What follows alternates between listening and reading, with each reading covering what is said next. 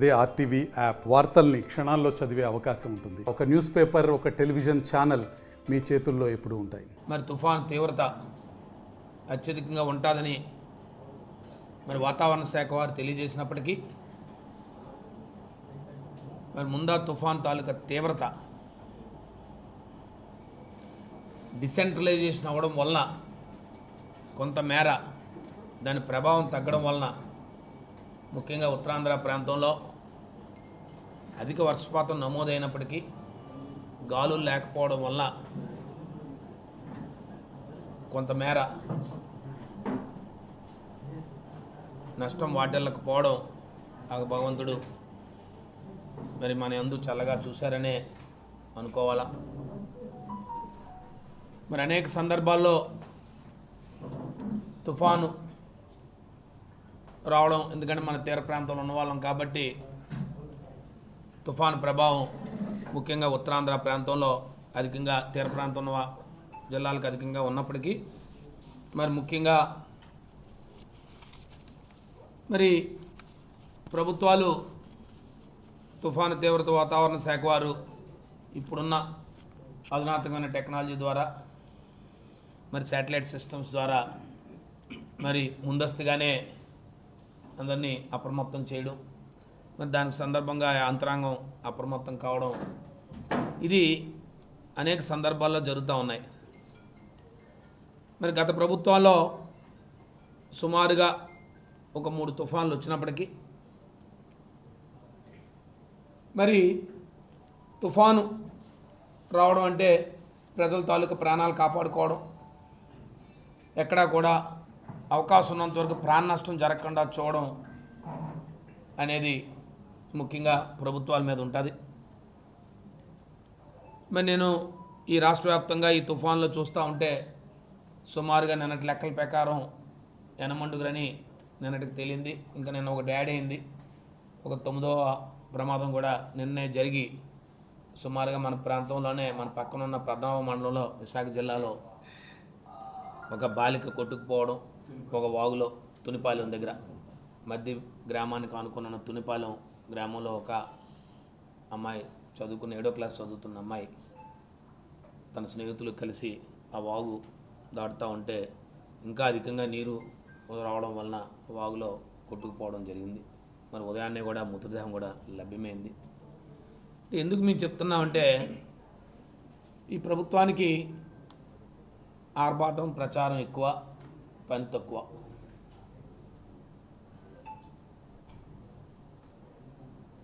ఇవాళ పత్రికల్లో చూసాం, ముఖ్యమంత్రి గారు అప్పుడే ఆస్తి నష్టం ఎంత జరిగిపోయింది, లేకపోతే రైతాంగం ఎంత జరిగింది అని ఒక పక్క.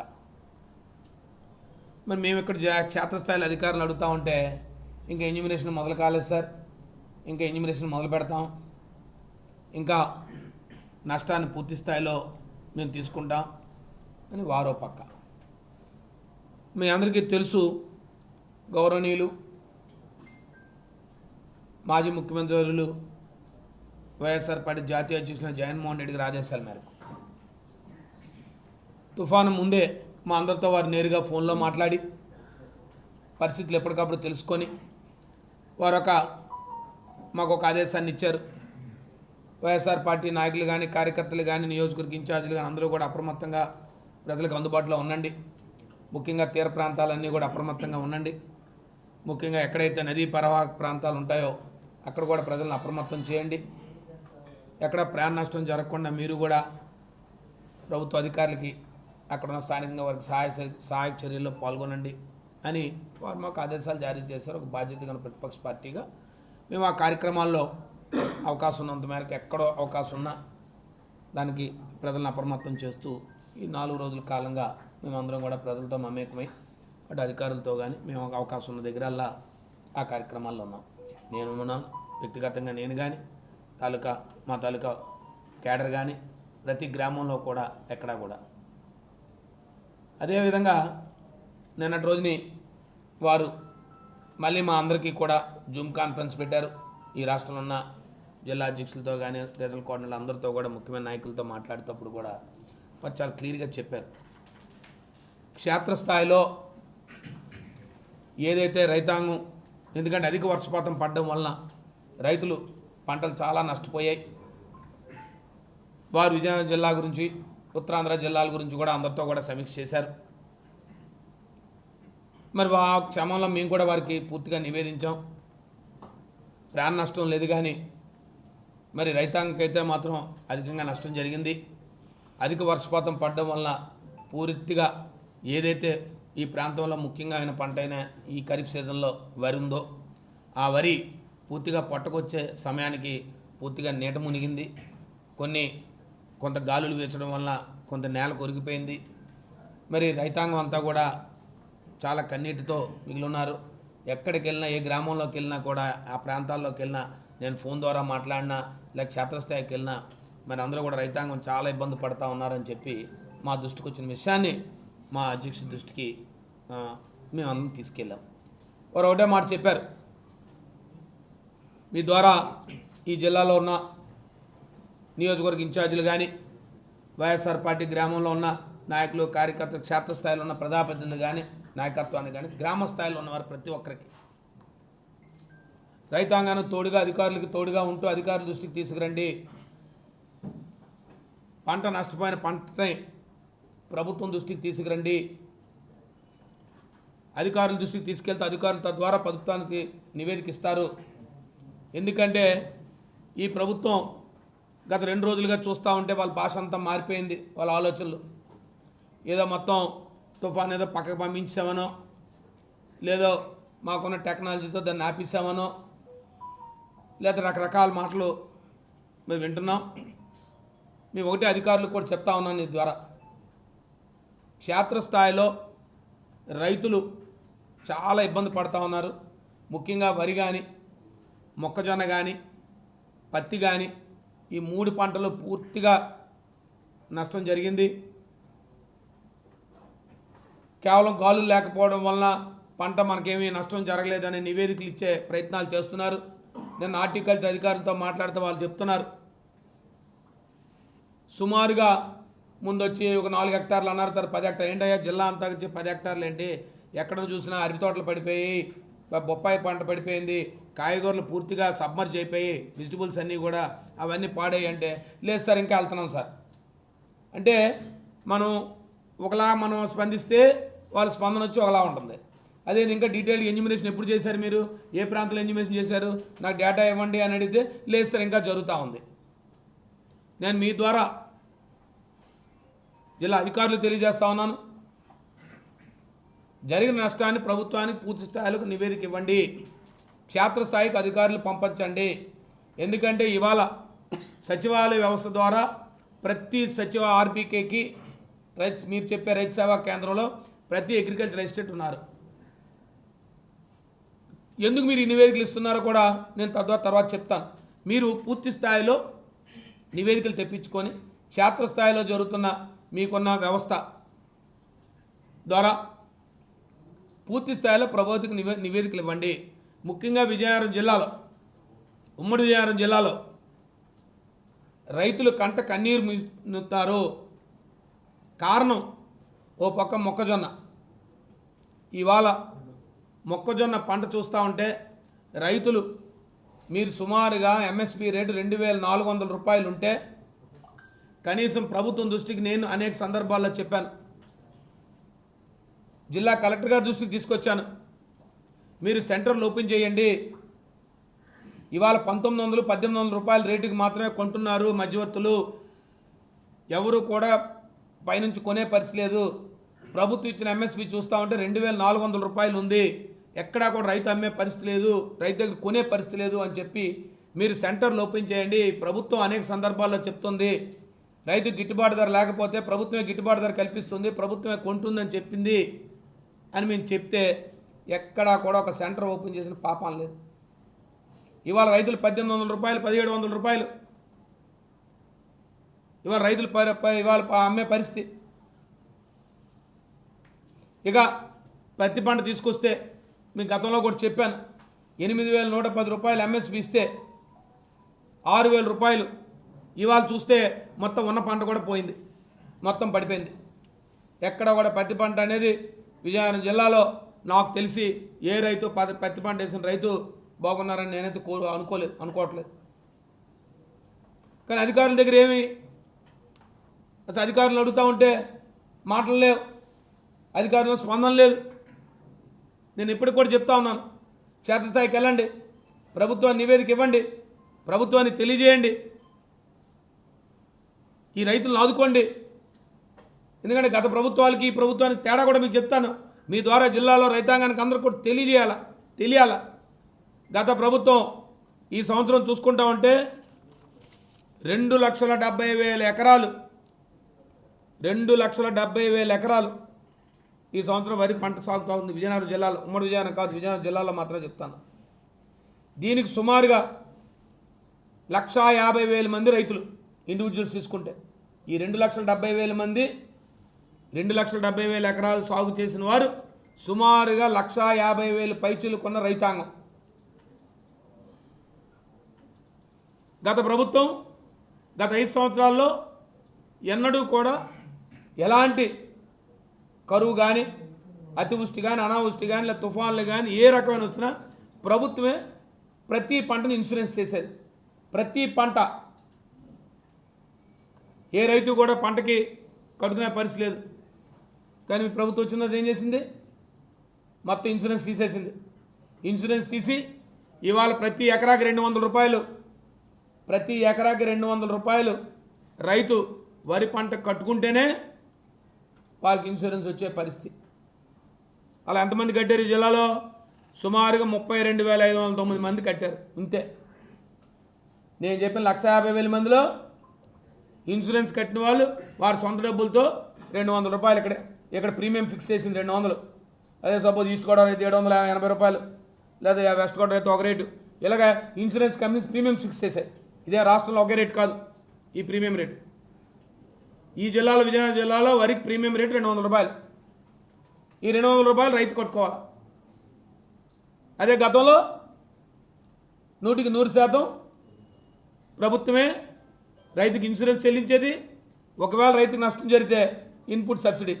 ఆనాటి కాలంలో నేను మీ ద్వారా చెప్తా ఉన్నాను, మేము గత 5 సంవత్సరాల కాలంలో మనకి ఎప్పుడు ఇలాంటి తుఫాన్లు రాలే. మీ అందరికీ తెలుసు, పేరుకి 3 తుఫాన్లు వచ్చినప్పుడు కూడా ఆ రోజు వచ్చిన తుఫాన్ల పేర్లు కూడా చెప్తా ఉన్నాను. ఆ రోజు వచ్చిన తుఫాన్లు తీసుకుంటా ఉంటే ఒకసారి నివార్ తుఫాన్ వచ్చి 2020లో వచ్చింది, లేకపోతే గులాబ్ సైక్లోన్ 21లో వచ్చింది, అలాగే వచ్చి మిచింగ్ తుఫాన్ అని చెప్పి 2023లో వచ్చింది. కానీ 3 కూడా ఏ తుఫాన్లు కూడా మనకేం తీవ్రత కానీ మనకి ఎప్పుడు కూడా లేవు వాటి పేర్లు ఉన్నప్పటికీ.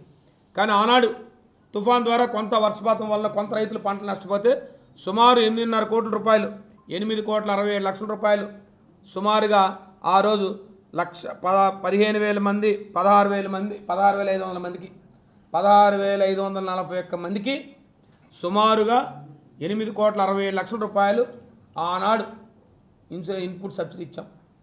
Input subsidy, it's not a premium insurance కాదు. వీరెవ్వరూ కూడా ఇన్సూరెన్స్ కవరేజ్ రాలే. ఆనాడు ప్రభుత్వం ఇన్సూరెన్స్ కట్టినప్పటికీ వీరెవరు ఇన్సూరెన్స్కి రాలే, ఇన్సూరెన్స్ పరిమితి లోపల రాలే.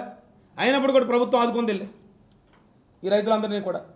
ఎందుకంటే వర్షాభావం పడడం వలన, అధిక వర్షపాతం వల్ల దిగుబడి తగ్గొచ్చు, లేదా కొంతమేర వాళ్ళకైనా పంట ఇబ్బంది జరగవచ్చు పర్సంటేజ్. కానీ ఆనాడు ఉదారంగా రైతులను ఆదుకోవాలి కొన్ని గొప్ప మనసుతో పనిచేసిన ప్రభుత్వం కాబట్టే మీకు ఇంత డీటెయిల్గా చెప్తా ఉన్నాను. ఇవాళ ఈ ప్రభుత్వం ఇన్సూరెన్స్ లేదు. మీరు చెప్తున్న రైతు అన్నదాత సుఖీభావ 20,000, 40,000కి 5,000 రూపాయలు ఇచ్చారు. ఇవాళ తిరిగి చూస్తూ ఉంటే ఇంత పెద్ద సైక్లోన్ వచ్చి ఓ పక్క గడ్డలు పారి, ఓ పక్క ఇంకా రహదారులు లేక, ఇప్పటికీ ఇంకా స్కూళ్ళు తెరవక మీరు వచ్చి ఏం చెప్తున్నారు? నష్టం అసలు ఏమీ లేదనే భావన క్రియేట్ చేస్తున్నారు. అప్పుడే నేను అందుకే చెప్తా ఉన్నా, క్షేత్రస్థాయికి వైఎస్ఆర్ పార్టీ కార్యకర్తలు కానీ, నాయకులు కానీ మేమందరం కూడా ఈ ప్రభుత్వ అధికారుల దృష్టికి తీసుకొస్తాం. మీ ద్వారా కోరుతా ఉన్నాను, గ్రామ స్థాయిలో ఉన్న వైఎస్ఆర్ పార్టీ నాయకులు, కార్యకర్తలు అందరూ కూడా రైతాంగానికి అండగా నిలబడుతూ ప్రతి అధికారి దృష్టికి తీసుకురండి. ఒకవేళ మీకు ఎవరైనా అధికారులు స్పందించకపోతే నేరుగా మీ నియోజకవర్గ ఇన్ఛార్జ్ దృష్టికి తీసుకురండి, లేదా అక్కడ మండల స్థాయిలో ఉన్న ప్రజాప్రతినిధుల దృష్టికి తీసుకురండి. లేని పక్షంలో జిల్లా స్థాయిలో మా దృష్టికి కూడా తీసుకురండి. తప్పకుండా దాన్ని సర్వే చేయించి క్షేత్రస్థాయిలో ఆ కార్యక్రమాన్ని చేసి పెడతాము అంతేగాని ప్రభుత్వం అధికారుల అలసత్వంతో నీట మూలిపోయింది, నీరు వెళ్ళిపోద్దో 10 రోజుల పాట, నీరు వెళ్ళిపోయిందో 10 రోజుల తర్వాత ఏముండదు అక్కడ. నీరు 10 రోజుల తర్వాత నీరు వెళ్ళిపోద్ది, వాటర్ రిసీడ్ అవుద్ది, అదే జరగకపోదు. కానీ పంట మాత్రం అతని చేతికి అందదు. పూర్తిగా నష్టపోయారు రైతులు, రైతాంగం పూర్తిగా నష్టపోయారు. కాబట్టే రైతులను ఆదుకోవాలి. ఇవాళ ప్రజాప్రతినిధుల మాటలు చూస్తూ ఉంటే ఏదో గొప్ప మాటలు చెప్తా ఉన్నారు, మేమేదో జరిగిందని. సరే, రాజకీయాల్లో మీకున్న అవకాశాలతో మీరు మాట్లాడండి, మాకే అభ్యంతరం కాదు. కానీ క్షేత్రస్థాయిలో జరిగిన నష్టాన్ని, క్షేత్రస్థాయిలో రైతు పడుతున్న ఇబ్బందిని, రైతులు పడుతున్న బాధని